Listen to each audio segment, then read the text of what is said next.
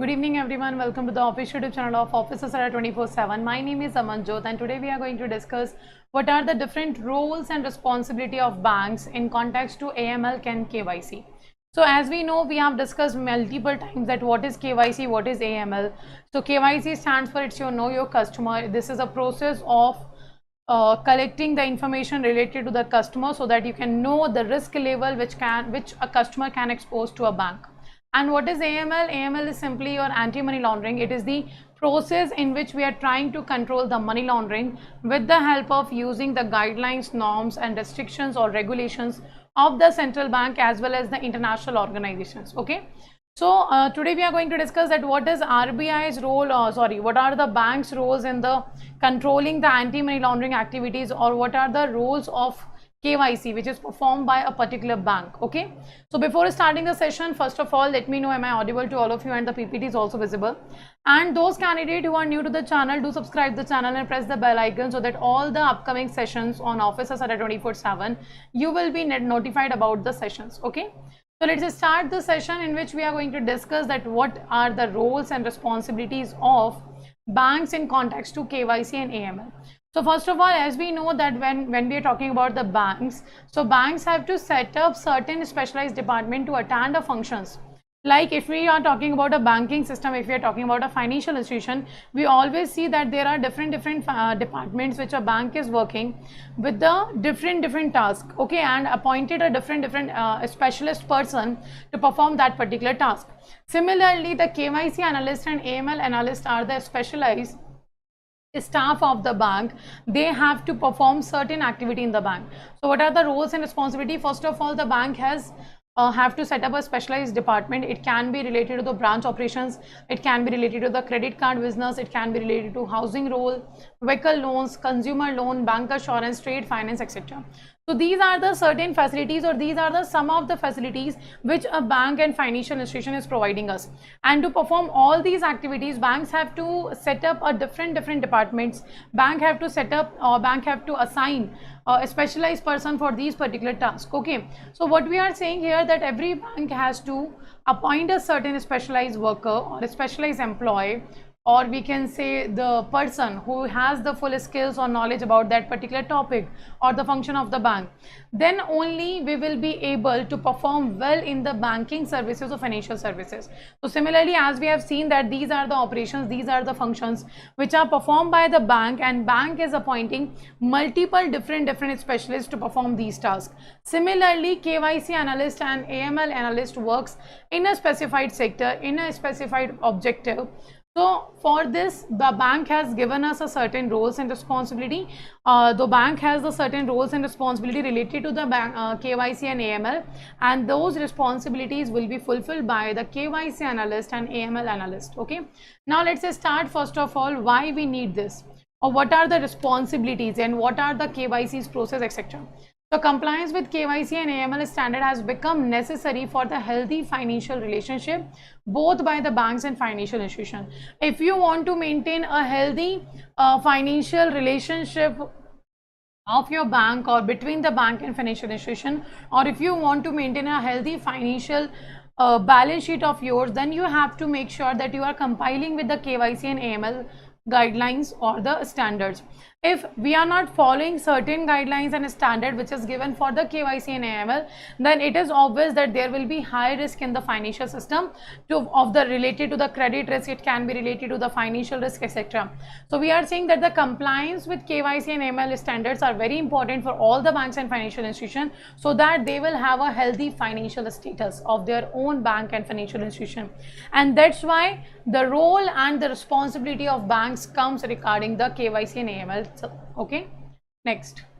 So what is KYC? First of all, we have already discussed that KYC is your know your customer.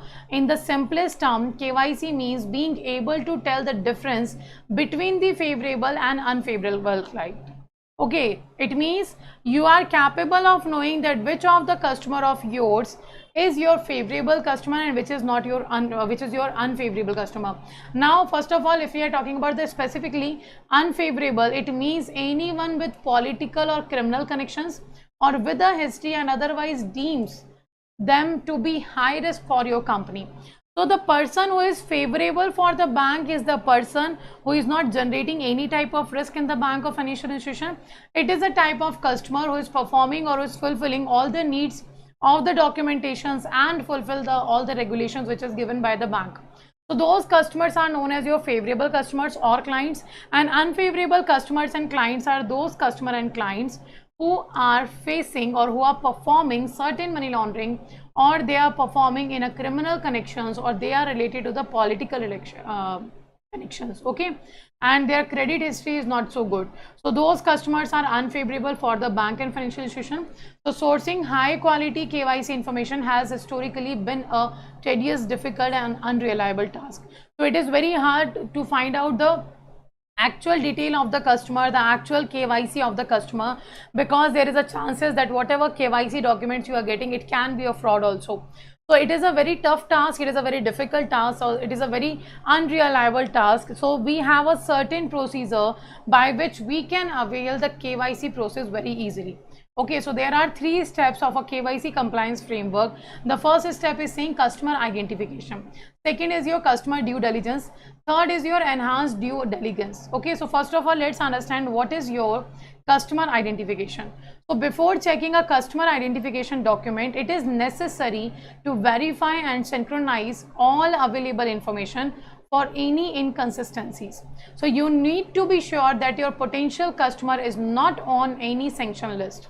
So simply when you are checking the customer identification documents, so first of all, you have to make sure that you verify or synchronize all available information you have about your customer, so that you will be sure that the customer, that the potential customer, who is the potential customer? So the person who can become your customer, who may become your customer, he is not your customer till now, but he can become your customer, that is your potential customer. So sure that your potential customer is not on any of the sanction list, or it means is not banned from the financial sector, it's not banned from the banking sector or any financial institution, or it has a very good credit history or very good credit worthiness. Okay, that customer will be known as your favorable customer. Okay, now you also want to be informed if your prospective customer is politically exposed and it is deemed at international level that a politically exposed person is more susceptible to corruption. Hence, such customers should be considered as the high risk and subject to specific mitigation measures. So it is obvious that when you are identifying your customer, you are identifying certain activities, that your customer is fraud or not, that your customer is banned from certain financial system or not, that your customer has a good credit history or not. That is all you are checking. And also apart from that, you have to check that the customer which is coming to you for taking the financial services, is it a politically exposed person or not? Because the politically exposed customers or the persons are more susceptible to the corruption. Okay, so that's why we have to do the customer identification in the first step of KYC compliance framework. And this is why this is where the role of a bank and the responsibility of a bank comes, that whenever you are adding a new member with your bank or financial institution, you have to follow these KYC compliance. Otherwise, you will be facing the future risk because of this customer. Now next is your customer due diligence. So first of all, when we are talking about the customer due diligence, one second.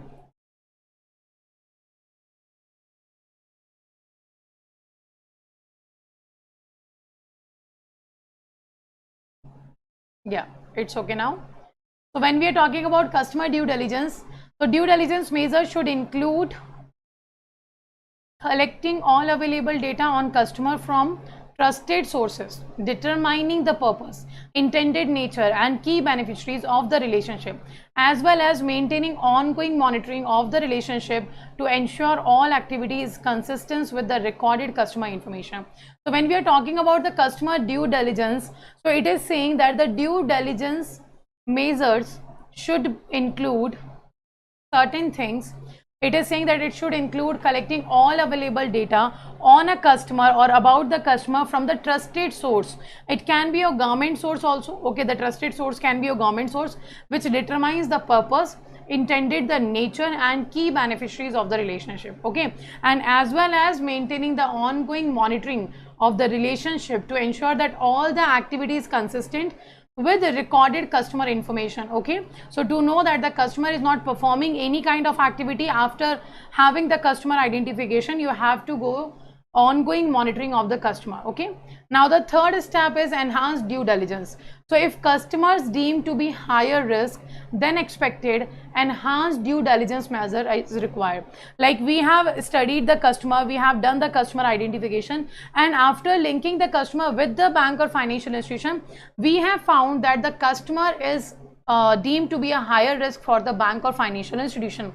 In that situation, what we have to do, we have to enhance the due diligence measures is required on that particular customer.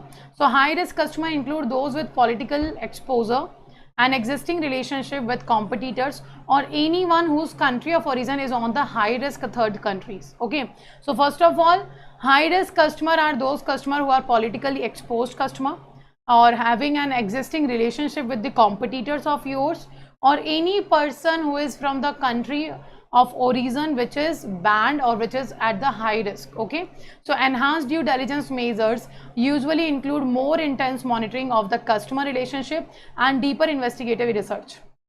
So these are the things which we have to make sure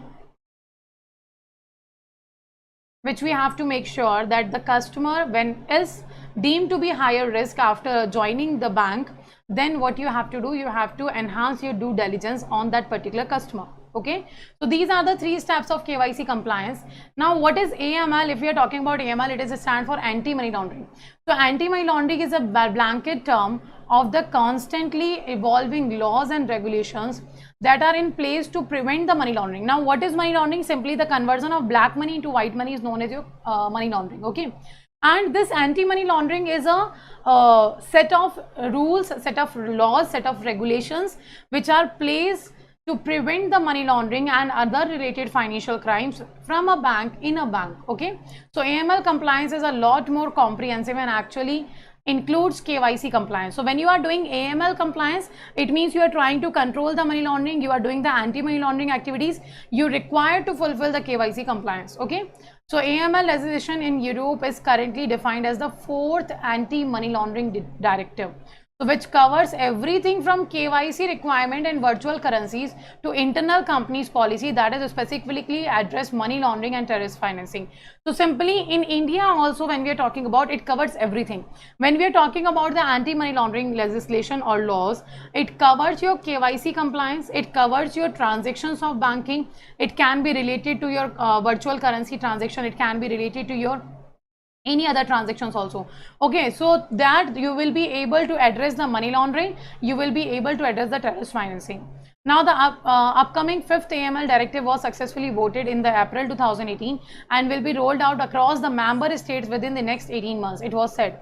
So the 5th directive will build on the requirement of the 4th, but with a stronger focus on a few specific activities which are linked with the virtual currencies and other technologies.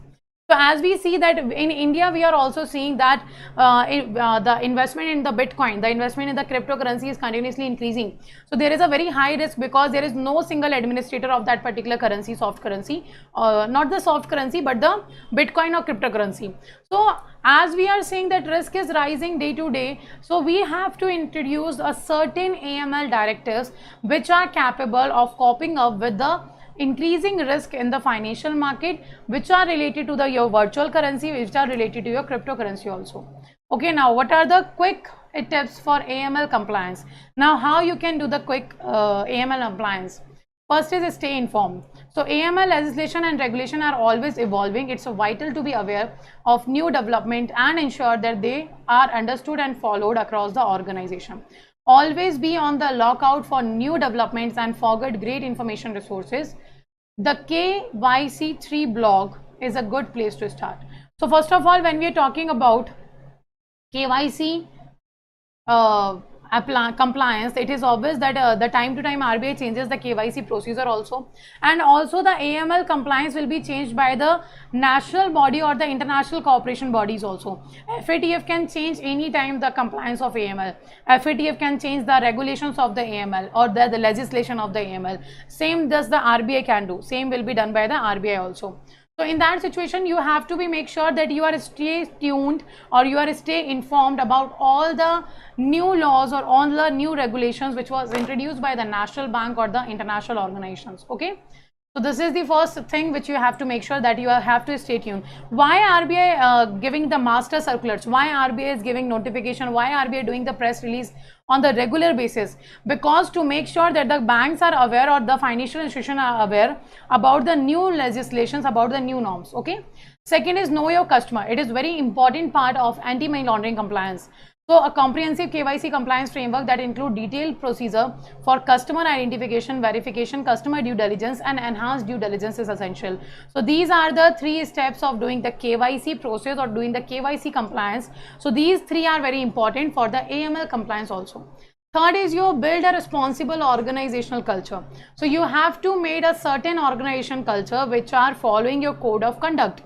So as AML compliance requires policies and processes that are applied consistently across the organization, it's important to have a culture of ethical practice that is communicated from top to down, and regular training for all people in the company with the strong involvement of the top management, including your board members, is essential. So when we are talking about the build a responsible organization culture, what does it mean? It means you should have a certain code of conduct, and you make sure that this code of conduct will be followed by each and every person of your organization, whether it is from the top management, middle or lower management. So you should have a certain ethical practice, or it is certain code of conduct which you have to give to your employees, that at the time of fulfilling the AML compliance, you have to go with these steps. Okay. Now, assess and quantify risk more broadly. So take a more comprehensive approach to risk assessment and quantification based on your jurisdiction, the country of residence of your customer, but also the technical feature of the products or services. Your risk-based approach, generally named the risk matrix, should take into account for your policy towards affiliate business and partnership. So what we are saying here, that when we are talking about the access and quantify risk more broadly, it means you have to make sure that you are aware about the recent changes you have to do. One second.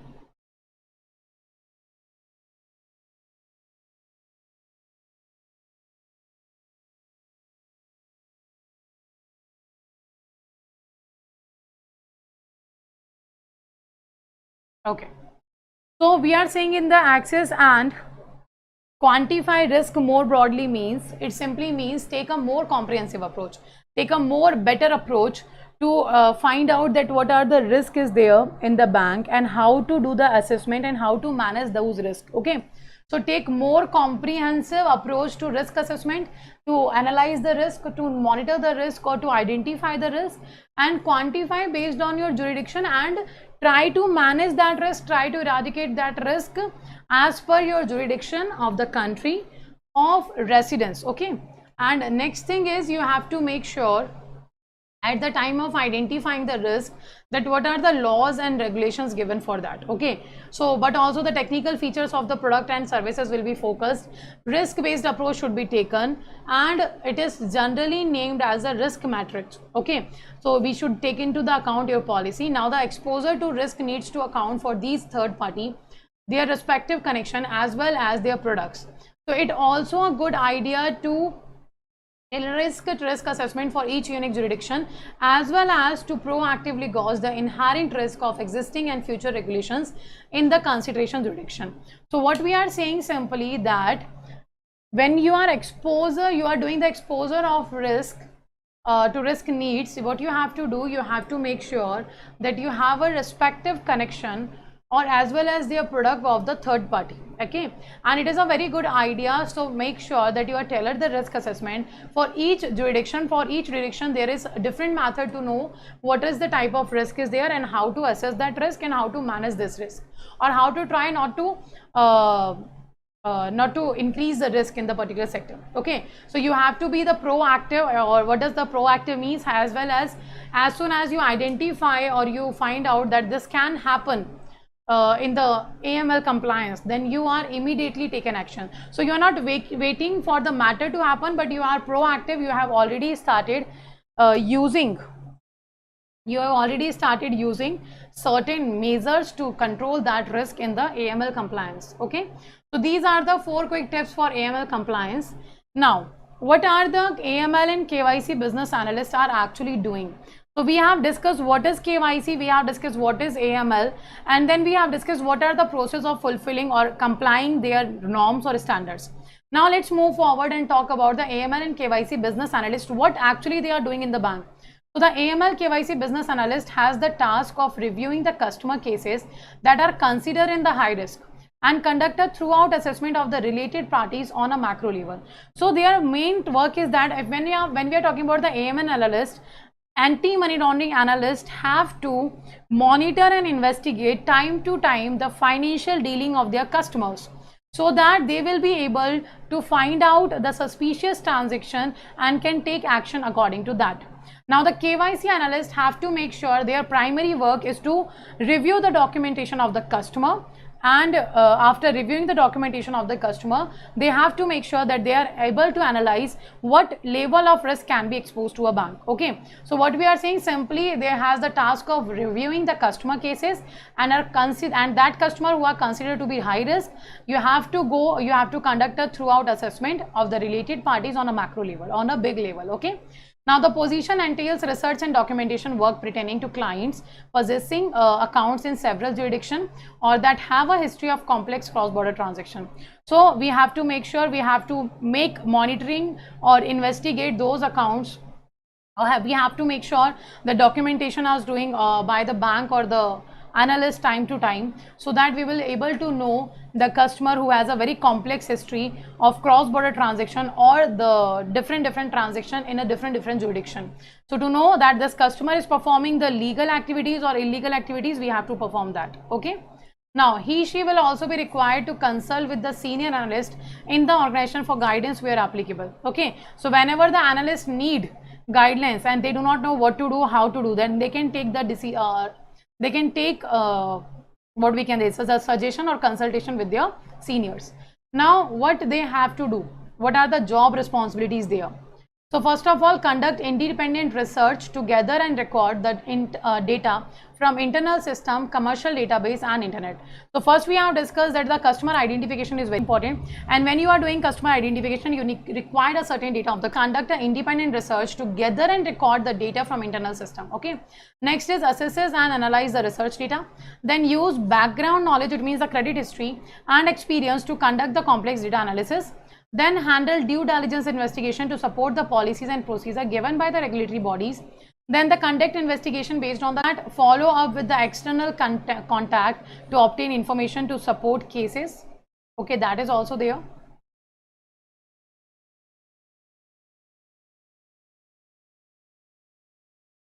Next is